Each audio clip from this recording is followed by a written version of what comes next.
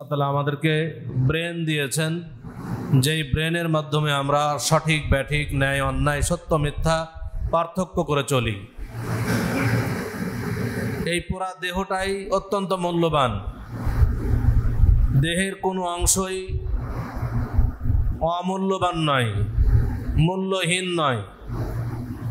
যার একটা হাত নাই সে জানে যে হাতের মর্যাদা কত বেশি। যার চক্ষু নেই, যার দৃষ্টিশক্তি নাই, সে জানে, সে বুঝতে পারে যে দৃষ্টিশক্তি, চোখের কত মূল্য। যার একটা পা নাই সে জানে যে একটা পায়ের কত মূল্য। আল্লাহ তাআলার আমাদের যে সুন্দর সৃষ্টি, আল্লাহর এই সৃষ্টির বা আমাদের দেহের কোনো অঙ্গ নিয়ে যদি মানুষ চিন্তা করত, তাহলে তার ঈমানদার হওয়ার জন্য এটাই যথেষ্ট হতো। আজকে একজন মানুষ অনেক সম্মানী, কিন্তু ওই মানুষটার যখন ব্রেন আউট হয়ে যায়, তখন ওই সম্মানিত ব্যক্তিটার সম্মান আর দুনিয়াতে থাকে না। বরং তাকে নিয়ে ছোট ছোট শিশুরা খেলাধুলা করে, মানে তার কোনো মূল্যই নাই দুনিয়াতে। কারণ কি? তার ব্রেন আউট। তাহলে ব্রেনের কত মূল্য! আর এই ব্রেনের কারণে একজন মানুষ দুনিয়াতে কত সম্মানিত হচ্ছে। আর এই ব্রেন খাটিয়ে যদি সে ন্যায় অন্যায়, সত্য মিথ্যা, হক বাতিলের মধ্যে পার্থক্য করে চলে, তাহলে পরকালেও সে সম্মানিত হবে। এই পুরা দেহটার মধ্যে আরো একটা টুকরা রয়েছে যেটা সবচেয়ে বেশি মূল্যবান। আল্লাহ রাসূল সাল্লাল্লাহু আলাইহি ওয়াসাল্লাম বলছেন যে প্রত্যেক দেহেই একটা টুকরা আছে। ফাইদা সালাহাত সালাহাল জাসাদু কুল্লু। যদি দেহের ওই টুকরাটা ঠিক থাকে, তাহলে পুরো দেহটাই ঠিক থাকে।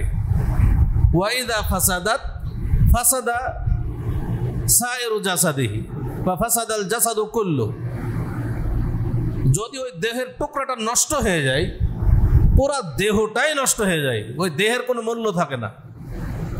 আলা ওয়াহিয়াল কলব। রাসূল সাল্লাল্লাহু আলাইহি ওয়াসাল্লাম বলছেন, জেনে রেখো, সেটাই হচ্ছে কলব, অন্তর। অন্তর মানুষের দেহের সবচাইতে মূল্যবান সম্পদ। যার অন্তর ঠিক রয়েছে তার পুরা দেহ ঠিক আছে। যার অন্তর নষ্ট হয়ে গেছে তার পুরা দেহটাই নষ্ট হয়ে যায়। কারণ কি? আমরা ভালো কিছু করি আর খারাপ কিছু করি, সর্বপ্রথম জাগ্রত হয় কোথায়? অন্তরে। আজকে আমরা মসজিদে সালাত আদায় করতে এসেছি,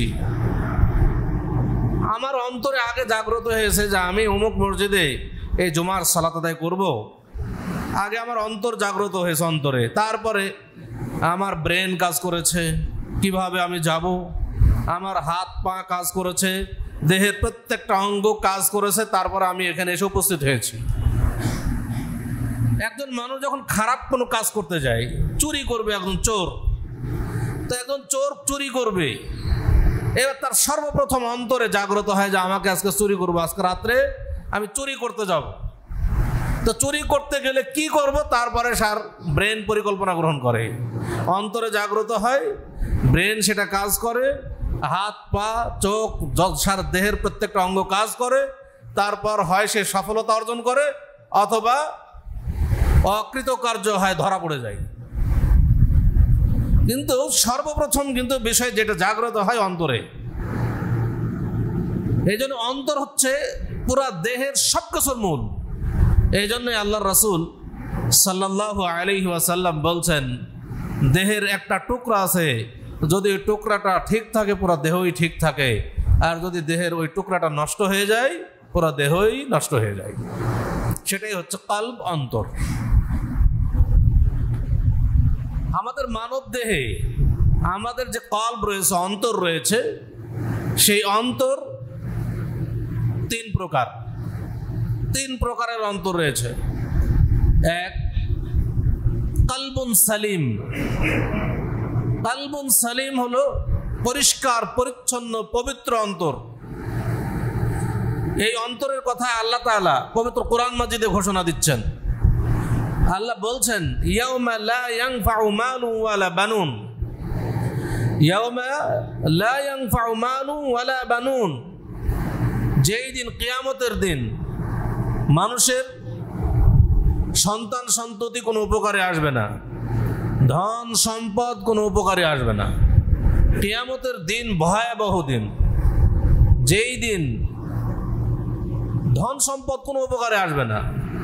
দুনিয়াতে ধন সম্পদ দিয়ে অনেক কিছু করা সম্ভব, যার ধন সম্পদ আছে অনেক কিছু অর্জন করতে পারে, কিন্তু কিয়ামতের দিন ধন সম্পদ দিয়ে কোনো কিছুই করতে পারবে না।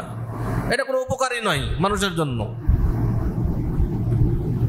সন্তান সন্ততি মানুষের দুনিয়াতে উপকারে আসে, সন্তান সন্ততি দিয়ে অনেক কিছু করাও সম্ভব হয়। আপনার সন্তান যদি দেশের বড় কোনো পদে থাকে, ক্ষমতাধর হয়, তাহলে অনেক কিছু অর্জন করতে পারেন এই সন্তানের মাধ্যমে। কিন্তু কিয়ামতের দিন আপনার সন্তান সন্ততি কোনো উপকারে আসবে না, আল্লাহ বলছেন এটা। এজন্য আল্লাহ বলছেন ইয়াউমা লা ইয়ানফাউ মালুন ওয়ালা বানুন। কিয়ামতের দিন এমন একটা দিন, যেই দিন ধন সম্পদ মানুষের কোনো উপকারে আসবে না, সন্তান সন্ততি কোনো উপকারে আসবে না, ইল্লা মান আতাল্লাহা বিকলবিন সালিম। কিন্তু মানুষ উপকার লাভ করবে কিসের? কলবুন সালিম। যেই মানুষ কিয়ামতের মাঠে সন্তান সন্ততি নয়, ধন সম্পদও না, বরং সে তার পবিত্র পরিষ্কার পরিচ্ছন্ন অন্তর নিয়ে কিয়ামতের মাঠে উপস্থিত হতে পারবে, এই ব্যক্তি সেদিন উপকার লাভ করবে। এই অন্তর, পরিষ্কার পরিচ্ছন্ন অন্তর তার উপকারে আসবে কিয়ামতের দিন। ধন সম্পদও আসবে না, সন্তান সন্ততিও উপকার আসবে না। উপকারী জিনিসটা কি? পরিষ্কার পরিচ্ছন্ন পবিত্র অন্তর নিয়ে যদি আমরা কিয়ামতের মাঠে উপস্থিত হতে পারি। এ কালবুন সালিম, এই এক নম্বর অন্তর হলো কালবুন সালিম, পরিষ্কার পরিচ্ছন্ন পবিত্র অন্তর। এটা কি অন্তর আসলে? কোন অন্তরকে কালবুন সালিম বলা হয়? কালবুন সালিম হচ্ছে ওই অন্তর, যেই অন্তর আল্লাহকে চেনে, যেই অন্তর আল্লাহর আনুগত্য করতে শেখে, আল্লাহর আনুগত্য করতে চায়, যেই অন্তর পাপ কাজকে ভয় পায়, আল্লাহ যা কিছু নিষেধ করেছেন সেই কাজগুলো করতে অন্তর বাধা দেয়।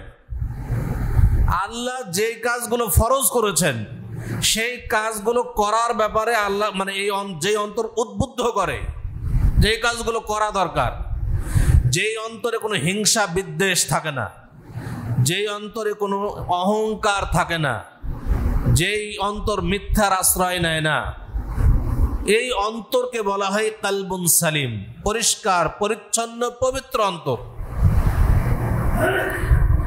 এই অন্তরের অধিকারী হওয়া আমাদের জন্য খুবই জরুরি। একজন ব্যক্তি হিংসুক, সে যতই তাহাজ্জুদ গুজারি হোক না কেন, সে কালবুন সালিমের অন্তর্ভুক্ত নয়। একজন ব্যক্তি অহংকারী, তার অহংকার কাজ করছে। অহংকার, মানুষের অনেক প্রকার অহংকার থাকে। কারো ধন সম্পদের অহংকার, কারো সুন্দর চেহারার অহংকার, কারো ক্ষমতার অহংকার, কারো ইলমের অহংকার, বিভিন্ন অহংকার নিয়ে মানুষ চলে। আজকে যারা আমরা দেশে অহংকারের বিরুদ্ধে কথা বলছি, ওলামায়ে কেরাম, তারা আজকে এক হতে পারছি না কেন? আজকে মুসলিম সমাজ এত বিভক্ত কেন? কারণ আলেম সমাজ যতই অহংকারের বিরুদ্ধে বক্তব্য দেখ না কেন, আলেম সমাজের মধ্যে সবচেয়ে বেশি অহংকার কাজ করে, ইলমের অহংকার। আমার এত ইলম, আমি কেন ওর কথা মানব? এই অহংকারের কারণেই কিন্তু মুসলিম সমাজ আজ বিভক্ত। আমরা যতই বক্তব্য দেই না কেন, বক্তব্য দিলেই কালবুন সালিমের অন্তর্ভুক্ত হওয়া যায় না। এটা ভেতরের বিষয়, মানুষের বাহ্যিক ব্যাপার নয়।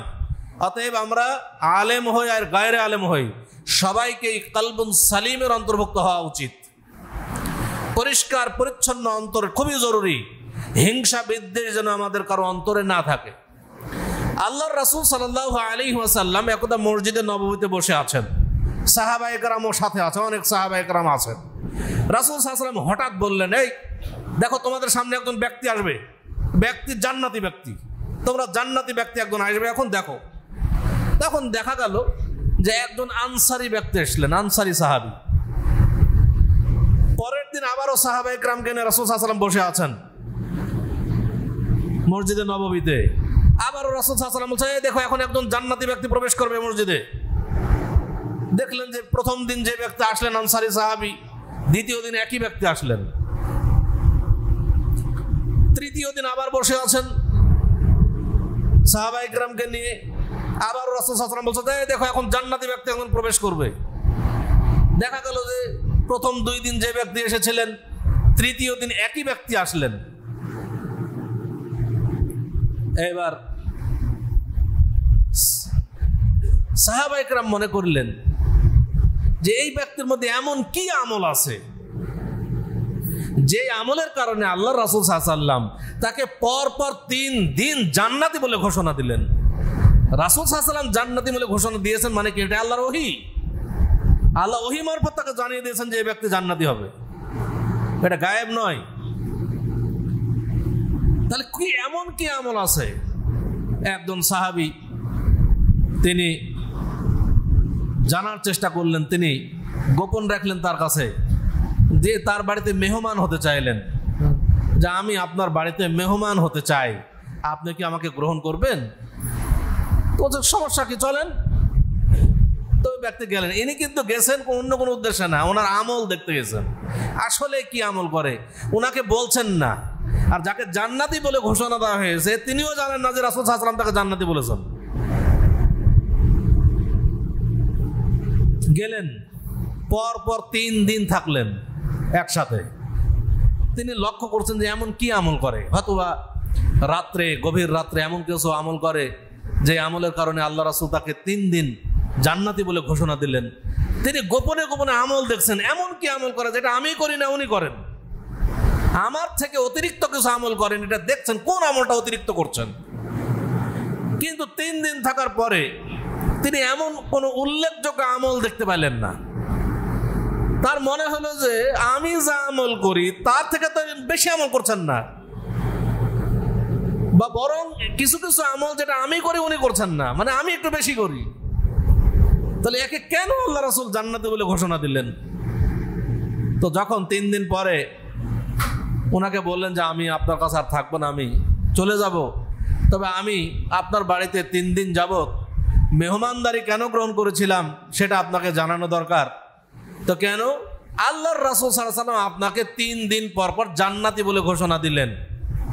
আমি দেখতে চাইলাম যে আপনার এমন কি আমল আছে যেটা আমার চাইতে আপনি বেশি করেন, এটা আমি গোপনে জানতে চাচ্ছিলাম, কিন্তু আপনার মধ্যে তো আমি উল্লেখযোগ্য কোনো আমল দেখতে পেলাম না।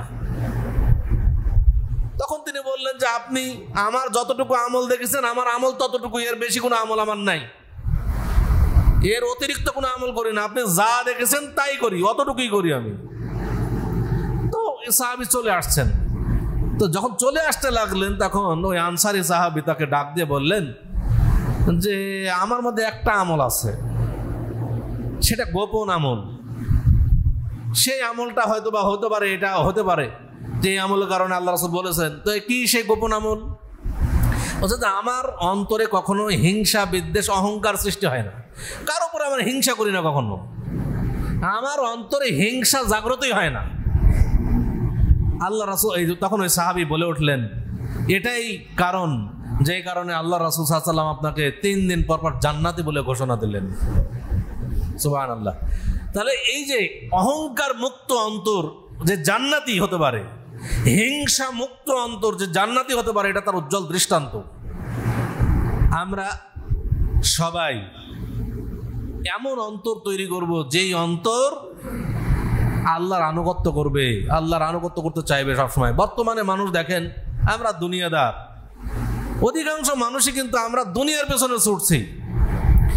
অন্তর যে ইসলামের দিকে ধাবিত করবে, দ্বীনের দিকে ধাবিত করবে, যে আমার পরকালে কিভাবে আমি ভালো থাকবো, পরকালে কিভাবে জান্নাতে প্রবেশ করবো, এর জন্য যে প্রতিযোগিতা লিপ্ত হবে, এটা না করে দুনিয়া অর্জনের প্রতিযোগিতায় কিন্তু আমরা লিপ্ত হচ্ছি, উল্টা হয়ে যাচ্ছে। তা আমরা সবাই চেষ্টা করবো যে আমরা অন্তর কালবুল সালিমের অন্তর্ভুক্ত করবো অন্তর, ইনশাআল্লাহ। 2 নম্বর অন্তর হলো কালবুল মাইয়িত, মৃত অন্তর, মারা গেছে অন্তর, মারা গেছে। সেটা আবার কোন অন্তর? যেই অন্তর আল্লাহকে চেনে না, যেই অন্তর আল্লাহর আনুগত্য করতে চায় না, যেই অন্তর জান্নাতের আকাঙ্ক্ষা করে না, যেই অন্তর হিংসা, বিদ্বেষ, অহংকারে পরিপূর্ণ, এই অন্তর মৃত অন্তর। এই অন্তর মৃত, এই অন্তরের অধিকারী ব্যক্তি জান্নাতে প্রবেশ করবে না। যে অন্তর আল্লাহকেই চেনে না, রাসূলকে চেনে না, ইমানদার নয়, ইমান আনে না, আল্লাহকে বিশ্বাস করে না, তার রাসূলকে বিশ্বাস করে না, ইসলামের বিধানকে সে মানে না, এই অন্তর হচ্ছে মৃত অন্তর। যেমন প্রত্যেকটা কাফের অন্তর মৃত অন্তর, এটা হলো কাফেরদের অন্তর, মৃত অন্তর, যারা জান্নাতে প্রবেশ করবে না। তৃতীয় অন্তর হলো কালবুল মারিদ, অসুস্থ অন্তর। অসুস্থ অন্তর এটা আবার কোন অন্তর? যেই অন্তর আল্লাহকে চেনে, আল্লাহর আনুগত্য করতেও চায়, সে সালাত আদায় করে, সিয়াম পালন করে, যাকাতও আদায় করে মোটামুটি। আবার যখন দুনিয়াবি স্বার্থ আসে তখন ওই স্বার্থ হাসিলের জন্য সে পিছু পা হয় না। মসজিদে তাহাজ্জুদ পড়ছে, আবার মানুষকে ওজনেও কম দেয়,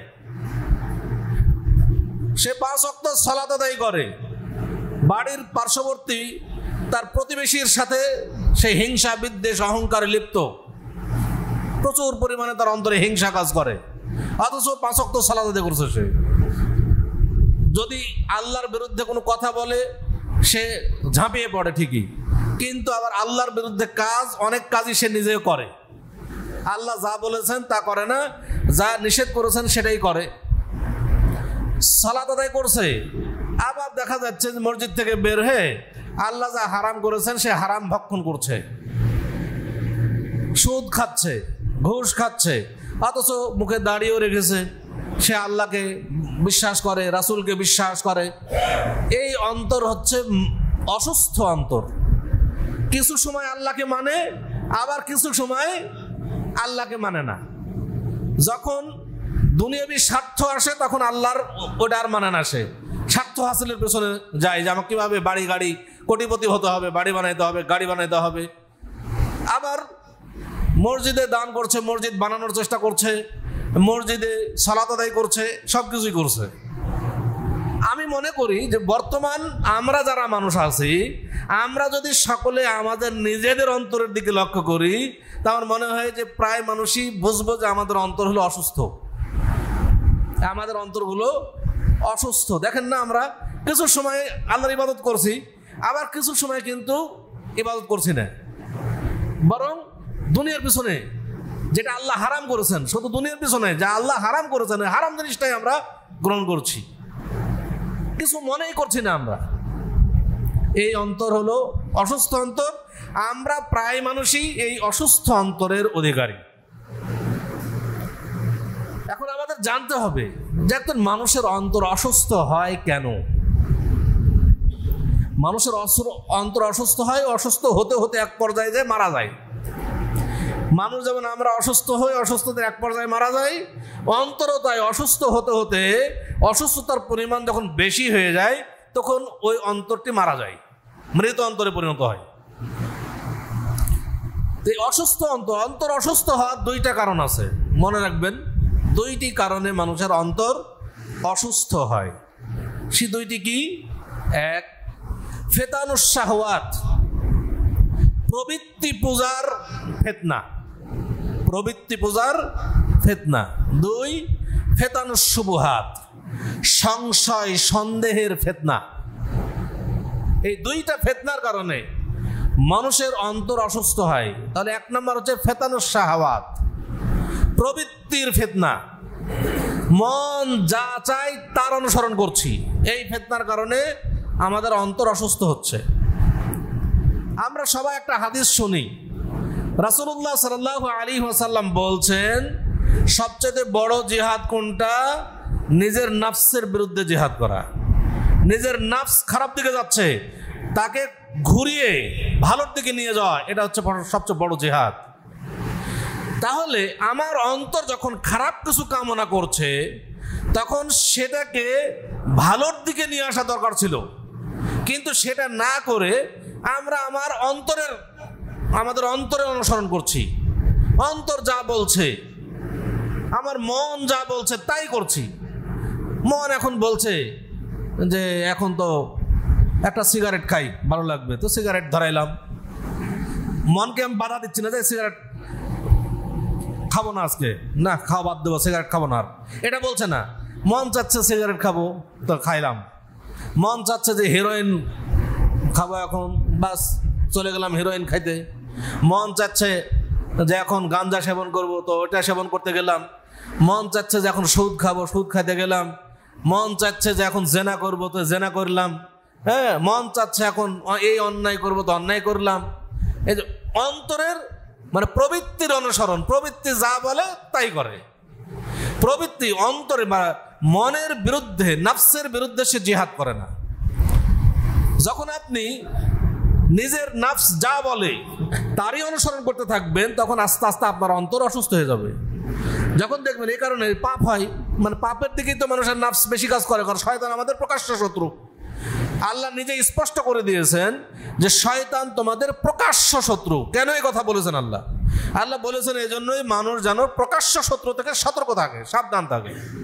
এখন শয়তানের কাজই হলো যে আমরা কিভাবে জাহান্নামে যাব, আমাদেরকে যে কোনোভাবে ফুসলিয়ে ফাসলিয়ে সে জাহান্নামে নিয়ে যাবে, এটা শয়তানের কাজ। এখন শয়তান আমাদের খারাপ কাজটা আমাদের সামনে খুব সুন্দরভাবে উপস্থাপন করছে, আর আমরা শয়তানের ফাঁদে পা দিচ্ছি। আর এই কারণে কি হচ্ছে যে আমরা আস্তে আস্তে আমাদের পাপ বেশি হচ্ছে, আর পাপ বেশি হলে দেখবেন যে অন্তর আস্তে আস্তে অসুস্থ হয়, হতে হতে মারা যাবে। যার পাপ বেশি সে দেখবেন যে তার আর ভালো কাজের দিকে মনোযোগ আসবে না। যে সবসময় পাপ কাজ করছে তার সালাতে মনোযোগ আসবে না, সিয়াম পালনে মনোযোগ আসবে না, তার মনে আর হবে না যে আমি কিছু ইবাদত করি।